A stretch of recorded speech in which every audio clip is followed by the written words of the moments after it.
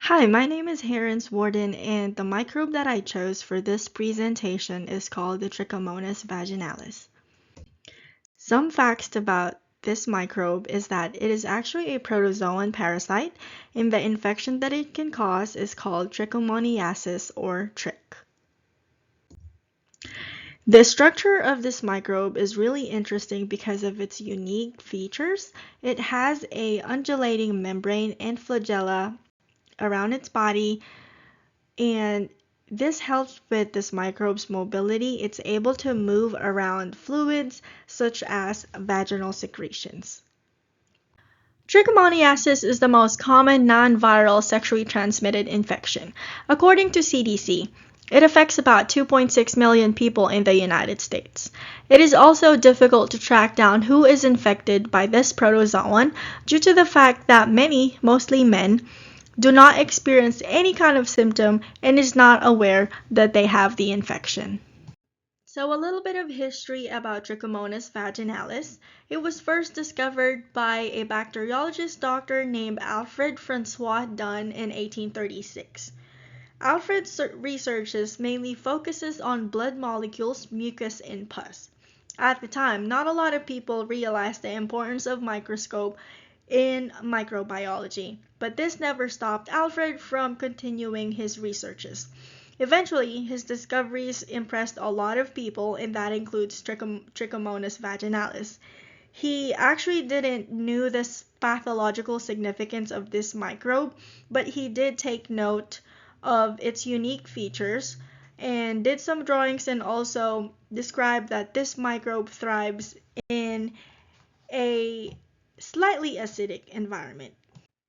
So the areas that can be affected by Trichomonas vaginalis, so in men it's usually in the urethra, and in women it can usually affect the vulva, vagina, and the cervix as well.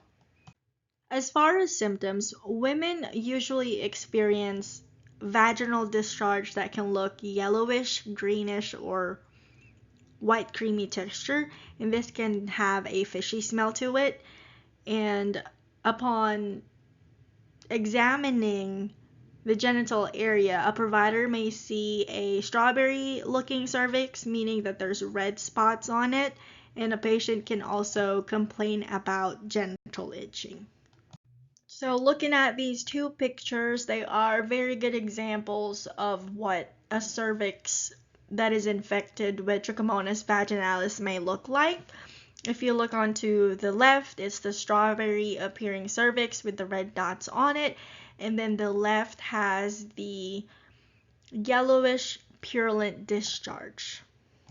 Men that are infected with Trichomonas vaginalis is a little bit different because a lot of them don't experience any kind of symptoms at all, which makes them the carriers. And the way they spread these microbes to other people is by sexual contact.